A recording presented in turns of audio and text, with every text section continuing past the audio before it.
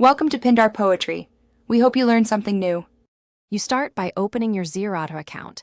Gather PAN, Aadhaar, and bank details now.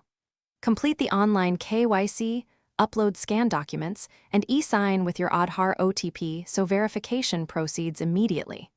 Once done, you'll get a DP ID and client ID by email or SMS. Make sure to note your credentials and set a strong password. This first step removes account barriers, so you can fund the account and move into actual trading without delays.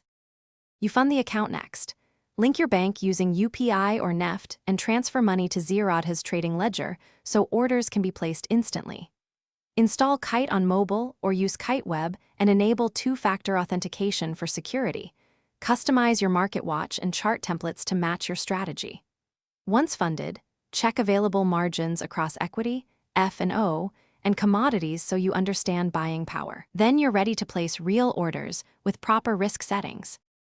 You place orders by selecting instrument, choosing limit, market, SL or SLM, entering quantity and confirming margins before submission to avoid rejects.